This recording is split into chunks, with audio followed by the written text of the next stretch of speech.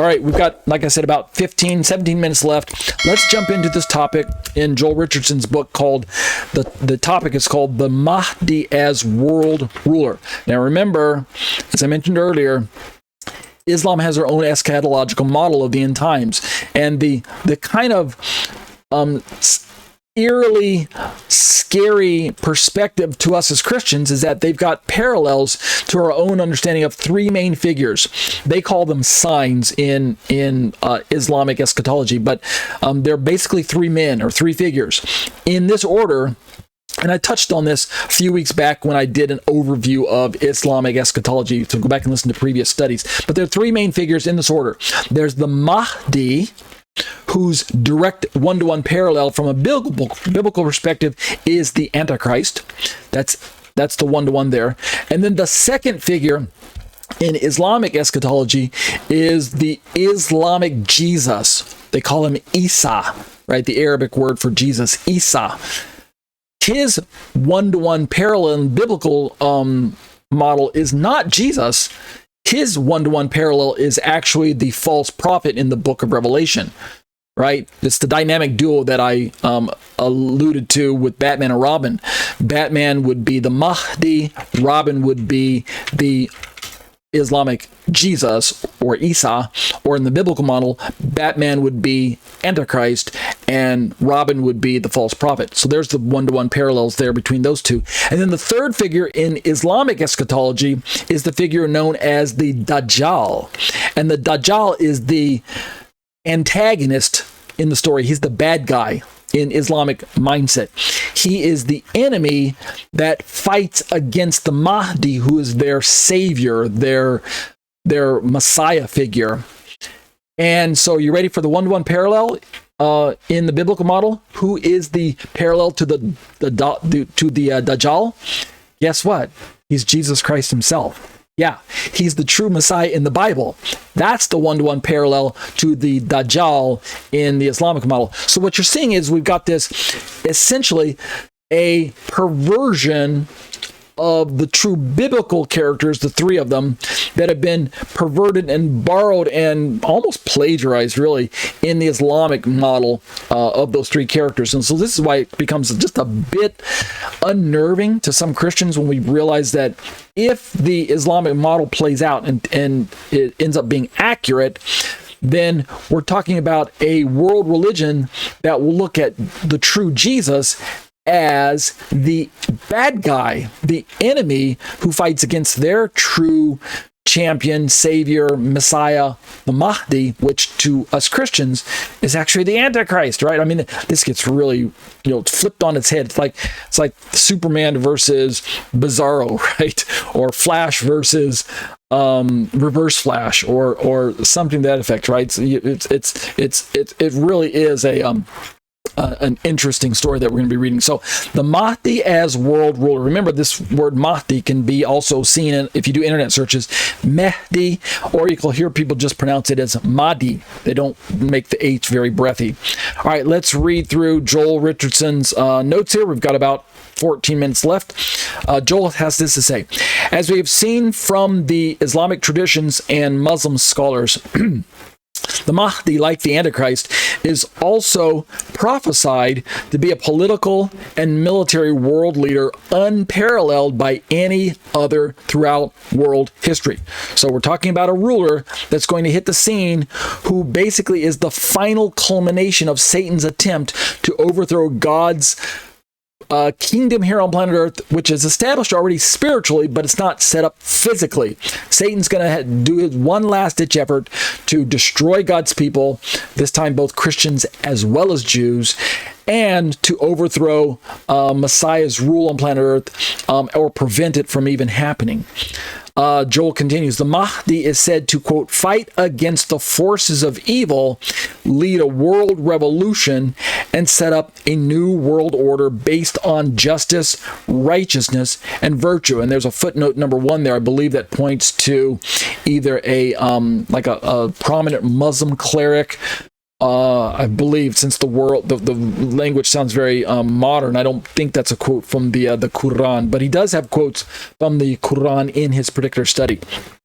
Joel continues, at this time, speaking of the 70th week of Daniel, according to Islamic tradition, which I got to insert this now before I forget.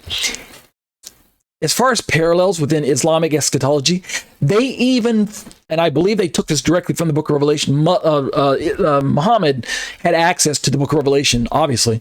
They even describe this final coming time period when these three figures will show up, the Mahdi, the Muslim Jesus, and the Dajjal. They even describe it as a 7-year time period where the Mahdi will establish a covenant on earth for a 7-year time period. Isn't that an interesting parallel that this directly one-to-one corresponds with Daniel's description of the final 7-year covenant that the Antichrist either strengthens or even makes with Israel, right? So let's keep reading. At this time, according to Islamic tradition, the Mahdi, this is Joel Richardson's words, is said to preside over the entire earth as the final caliph of Islam. So we're talking about the 12th Imam. That's another nickname for the Mahdi, the 12th Imam. They've got 11 Imams that have existed, or spiritual leaders that have existed. And then this final Imam or Caliph will rise to the scene. This Mahdi, which is the enlightened one, I think, if I remember what its name interpreted means from the Arabic, the Mahdi. They're looking for this final ruler to establish worldwide rulership. In other words, establish Islam as a world religion. Remember what they're saying in Islam today. It's our religion today, but it's your religion tomorrow, right? It's the fastest growing religion on planet Earth. Outpacing Christianity like 4-1, if I remember reading the numbers, the reports, the most recent reports, outpacing Christianity, and in the next, say, as short as 20 years, Islam will be the top religion in the world. So billions of followers. Joel continues, and of course, as we saw in the last chapter, if you're reading the book, chapter 4, the Muslims will, quote, take the world administration in their hands, and Islam will be victorious over all the religions. So in the Islamic eschatology model, the Islamic model of end times, Islam overtakes the world as the final religion and imposes its rule over all other religions. Of course, this is in comparison to the European model of the Antichrist, where he also establishes a one-world religion, but it's probably something that resembles a form of ecumenical religion, where he allows all the religions to kind of coexist equally, and yet at the same time they're also giving their allegiance to the Antichrist behind the scenes. So he is the God of this world, and yet at the same time, he allows all the other religions to exist, kind of at the same time, coexist, right? You've seen the bumper stickers, coexist. I'll go ahead and flash a little graphic on the screen in case you guys aren't following along with what I'm talking about.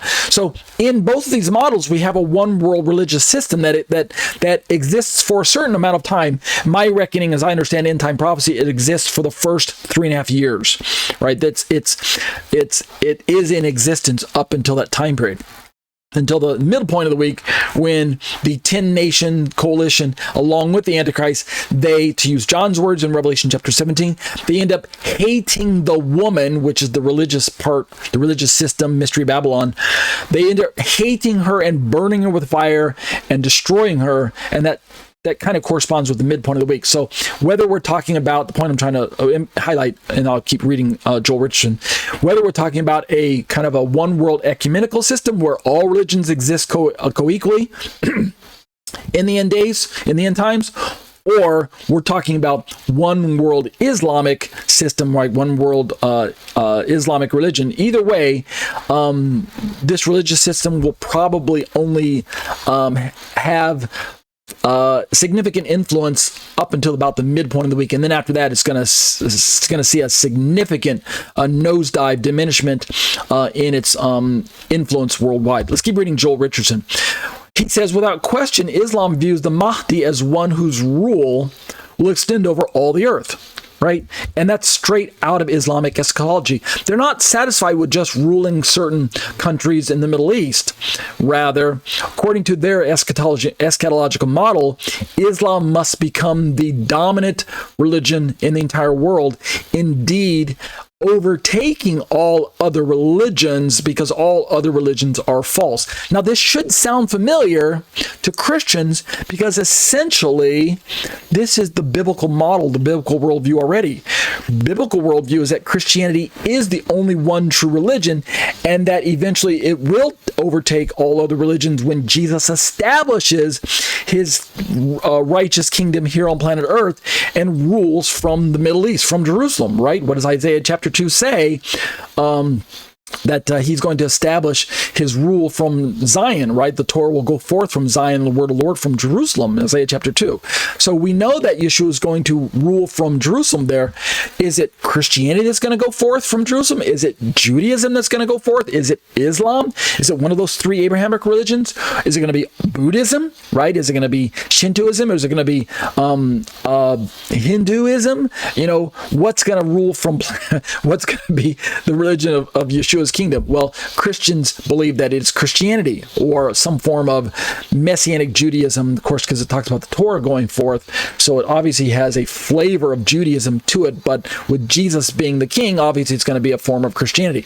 Well, Islam, in their theology, says no, that's not going to be the case because Christianity is not the true religion. Christianity is a perversion of the truth. Christianity has been perverted by the Christians. They want Jesus to return, and in their eschatological model, Jesus does return. Remember, they got a Muslim Jesus. But he doesn't return as a Christian to establish Christianity or even Messianic Judaism. Are you ready for this? Jesus, in their model, returns to establish Islam. That's because Jesus, in their model, is a devout Muslim. All right, let's keep reading. Joel says, clearly then we see that the Antichrist and the Mahdi are both described as being political and military leaders, the likes of which the world has never seen before. While many powerful leaders have arisen throughout world history, like I talked about, the descriptions given concerning both the Antichrist and the Mahdi surpass any that have yet arisen. And that should cause a bit of concern, even if the Islamic perspective is inaccurate, if it's wrong. Let's say that Joel Richardson's wrong in his model of the Islamic Antichrist. Let's say he got it all wrong, and it turns out to be a European version of Antichrist where he comes out of Europe somewhere and he establishes the European Union as a 10-nation coalition, and he allows for kind of an ecumenical version of religion to rule for the first 3.5 years. Let's say that's the case. Either way, his military might is described by the Bible as being greater than any of that the world has ever seen. And he still exercises a control over the world where he, at the midpoint, turns on everybody and forces everybody to recognize him as the only true God. He sets up his headquarters in Jerusalem. That doesn't change no matter which model you're looking at. And he also establishes his mark system, you know, the mark of the beast, et cetera, where you cannot buy or sell unless you take the mark. So either way, that doesn't change whether you're looking at the European model of the Antichrist or you're looking at the Islamic model of the Antichrist. All right, we've got about 4 minutes left. Let's keep going through Joel's notes here. But the Mahdi, Joel says, and the Antichrist are both described as being more than merely political and military leaders. In case those of you who are saying, well, I'm not really into politics, I'm not really into military, I'm not really even worried about that. Joel mentions they are both viewed as being supreme religious leaders as well. So it's like he's got all of his bases covered.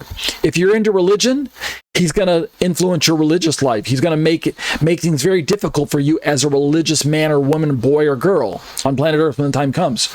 Or if you're into politics, he's going to make your life very difficult as a political-minded person. Or if you're into kind of power and wealth and all that comes with military might and things like that, he's going to make your life very difficult.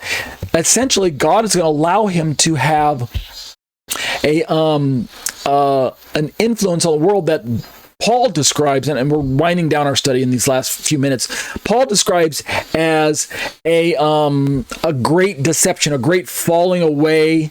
And so the time period on planet Earth, when we finally get to the book of Thessalonians, Paul's letters, the time period that's going to take place at the events that are going to be taking place on planet Earth at this time are going to be of such a magnitude, and because of the main players who are on the scene, the two most powerful beings in the universe, God and Satan, not that they're equal in their power, but they are the two most powerful, because both of those beings are going to have a direct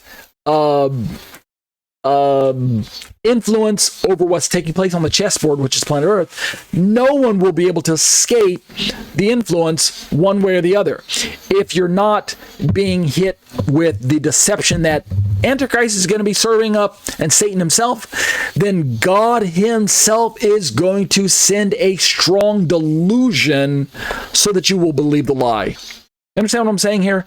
A lot of people are like, well, I'm just going to opt out, right? I'm going to shut off my brain at that point in time, and I'm just going to move out somewhere in the desert and live in a hole in the rock, or I'm going to go underground and, I've got my bunker set up and I've got all my canned goods stocked up, and I'm just going to get all my guns out. I got lots of ammunition, and it's going to be me against the world. I'm not going to take any mark. I'm not going to worship the Antichrist. I'm not going to take any political side. I'm not going to give my allegiance to anybody. I'm not going to, do anything. I'm just going to be myself. So I'm going to make it through. I'm going to make it through. I think you're missing the point, people. That doesn't seem to be feasible in this time, because Satan is much more powerful than that type of scenario. And God himself will be fighting against those who are not true believers. So you can't just think, well, I'm just gonna resist, right? It's the whole, and I'm closing with this, it's the whole board principle. You ready for it? Resistance is futile. Yeah. During that time, resistance will be futile. So in closing, in these last 60 seconds of my study, here's my recommendation, right?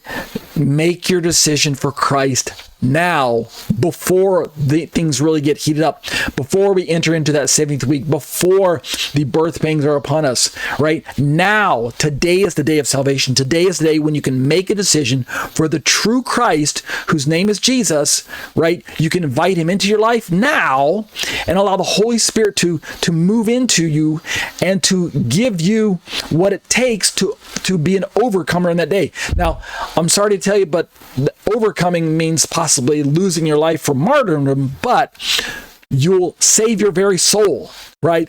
What's the big deal if you lose your life, but you're resurrected with Yeshua, and you come back in return, and we rule and reign with him in his kingdom. All right, so make your decision for Yeshua today while things are somewhat calm. I mean, I know the world is kind of crazy, it is today, but given what we read about in the book of Revelation and in some of these prophecies, things are going to be absolutely out of control at some point in time. So make your decision now. That's going to do it for our study on end times. That'll do it for eschatology, a biblical study of end time events.